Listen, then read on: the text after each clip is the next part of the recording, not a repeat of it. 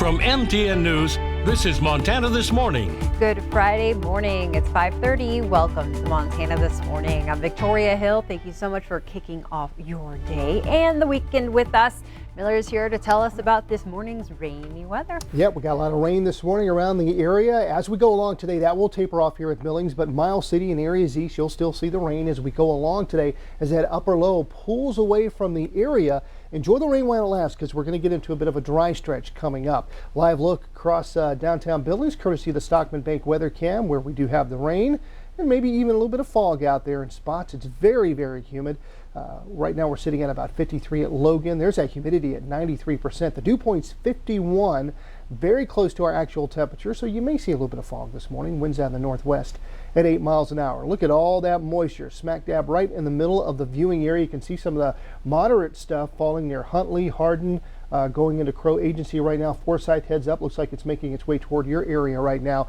And then, like I'd mentioned, it's going to start to pull away today as we start to slowly warm back up. A lot of us in the 60s today. A lot of us didn't get out of the 50s yesterday, including Billings, but we'll try to get up to about 67 this afternoon. Rain this morning, and we'll see the sunshine a little bit later on today. Maybe another round of showers on Sunday morning, and that may be about it in terms of a rainfall. We'll take a look at that when the main forecast coming up. All right, something tells me right now we have good hot chocolate weather, but then next week might be good ice cream. Maybe a chocolate couple, ice maybe a cream couple weather. days, sure. Yeah. Yeah. All right, Miller. Thank you so much. I will get on to the news. We begin this Friday with major education news. Billings students will not be required to wear masks when school starts on Monday. Sales Superintendent Greg Upham says the district will work closely with public health leaders and closely monitor case numbers. Yellowstone County will do all of the contact tracing, but the district will send letters notifying parents if their children are close contacts. Upham says the district is recommending masks, and he isn't afraid to require them if things go south. We need to be prepared for everything and anything. If we see case counts go beyond what we term acceptable, I will call for a mask mandate at that time. That is the prerogative of this office, and so we will use the tools that we have in place to assist with that and work from there. Upham also announced the district has set up free testing at St. John's for all students, staff, and their families this year. COVID-19 is driving up hospital admissions for people under the age of 50. The CDC says admissions are the highest level since the start of the pandemic. And as CBS's Bradley Blackburn explains, the 3 prominent lawmakers are the latest to report being so-called breakthrough cases. ICU beds across the South are filling up. In Georgia, they're at 90% capacity. Alabama has 0 ICU beds left. Doctors and nurses are overwhelmed. They keep begging you for air. To go from room to room and to see that, you can't help but feel helpless, powerless. The virus is affecting the powerful, too. 3 U.S. Senators, John Hickenlooper, Angus King, and Roger Wicker, say they're among those testing positive even though they're fully vaccinated. They credit the vaccine with preventing severe symptoms.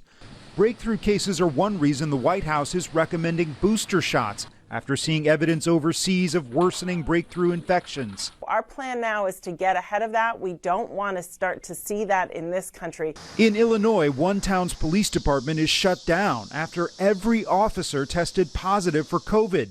In Mississippi, more than 20,000 students quarantined last week due to COVID exposure, and 13-year-old Michaela Robinson died from the virus. Her family says she had no underlying conditions. From Wednesday, she was alive. She felt a little sore throat. By Saturday, she was gone. The CDC is reporting COVID patient admissions under the age of 50 are at the highest levels seen since the start of the pandemic. Bradley Blackburn, CBS News. According to an Oxford University study, fully vaccinated people with breakthrough infections from the Delta variant carry a similar amount of the virus as those who are unvaccinated and infected. Closer to home, Billings police officers are now equipped with body cameras. The department purchased 90 of them with $250,000 from the CARES Act. Some of that money also goes towards the technology needed to store all that video footage, which was the biggest holdup in the department purchasing body cameras in the past. Billings officers expect the devices to show they do the right thing and protect them against any false complaints. The national narrative has been body cams to put on cops because they're doing stuff wrong. These body cams will far do better for our officers than it will damaging or create a viral video or catch a bad incident. Well, he says there will be an ongoing expense for the body cams that will have to be addressed long term. It's something the police department will factor into its budget going forward. In Missoula, dozens of demonstrators gathered yesterday to demand answers following a recent officer-involved shooting. The high-speed chase last week ended with police firing shots and the death of Brendan Galbraith. Investigators say it now appears Galbraith died by suicide and was not struck by a police bullet. But family, friends, and others are demanding dash camera video be released. We know that in the early mornings of August 12th, Brendan lost his life. How did that happen? It is unacceptable, almost or more than a week later, that we do not have answers. It is unacceptable that this family does not know what happened in those last moments of Brendan's life. The Division of Criminal Investigation is handling the case. They say an officer saw Galbraith raise a handgun in the front seat of the car he was driving. The officer heard a gunshot, then fired his own weapon once, only striking the vehicle. The Missoula Police Department says they are communicating with the Galbraith family and want to help them understand the events of Brendan's death and the investigation process. In court news, Montana's Attorney General is lending a hand to a defendant in a Helena assault case. The case surrounds a fight involving a man who refused to wear a mask inside a restaurant. In a rare move for AG, Austin Knutson asked the county prosecutor to drop gun charges against Rodney Smith, but the prosecutor declined. Court documents accuse Smith of assaulting a waiter when he was told to put on a mask, then revealing his holstered gun and telling employees he would get them. But a spokesperson for Knutson says this case has gotten political. We've got a Democrat County Attorney, Leo Gallagher, who's on the ballot next year. Took a look at this and saw some opportunities to score some political points with his base and prosecute two charges that the statute's not even on the books anymore. Governor Greg Gianforte recently signed a bill into law making it legal to carry concealed weapons in restaurants and bars without a permit. However, the Helena incident happened before the law took effect. That's why the Lewis and Clark County Attorney says he will not drop the charges. The U.S. military is trying to speed the pace of the airlift from Afghanistan, but thousands are still stranded at the Kabul airport. CBS's Ian Lee has more on how and when a number of U.S. citizens might get out. A chaotic and dangerous situation continues to unfold in Afghanistan. Nearly a week after the Taliban seized control of Kabul, the airport outside the city remains packed with people trying to get out. A video shared on social media underscored the desperation felt by many Afghans. It shows a baby being passed over a wall to an American soldier guarding the airport. The cumulative number of people moved out of Afghanistan is somewhere near 12,000. The Pentagon says it's evacuating fewer than 2,000 people a day despite round-the-clock flights out of Kabul. It insists the military has aircraft available to evacuate 5,000 to 9,000 people per day, but not nearly that many cleared evacuees are reaching the airport. The Pentagon says efforts are now underway to speed processing. With the U.S. military due to withdraw by August 31st, time is running short. There has been no decision to change the deadline, and we are focused on doing everything we can inside that deadline to move as many people out as possible. There are no reports of the Taliban harassing Americans trying to get to the airport, but CBS News has learned they have blocked some Afghans from traveling. Yesterday, the Taliban dispersed protests in several cities, in some instances using force. Witnesses tell Reuters several people were killed. Ian Lee, CBS News. President Biden will address the situation in Afghanistan in a speech from the White House this afternoon. Investigators are working to determine what led a man to drive a pickup truck onto the sidewalk near the Library of Congress while claiming to have a bomb.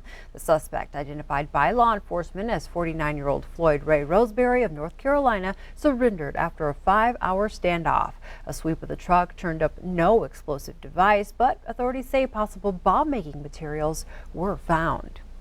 The Biden administration took another step toward its goal of forgiving all student debt.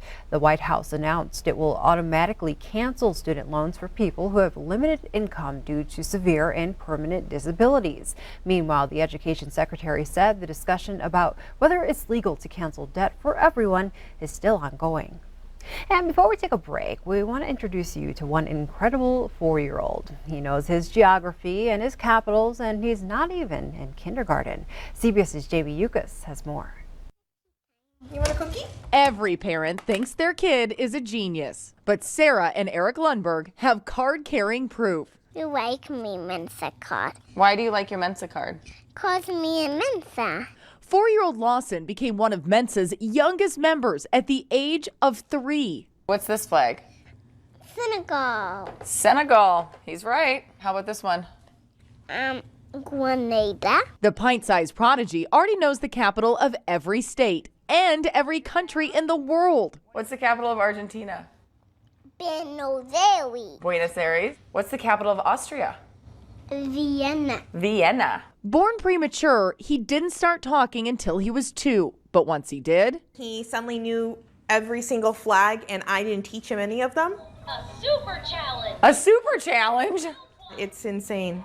Let's maybe turn the globe back over to where I know. He may be a genius, but to his 4 siblings, he's just big brother. I love that he is just a normal 4-year-old. Echo. Play supercalifragilisticexpialidocious. One that definitely sounds precocious. Jamie Yukas, CBS News, Portland. Thank you, Jamie. Very impressive. Thank you for starting your day with us here on Montana This Morning.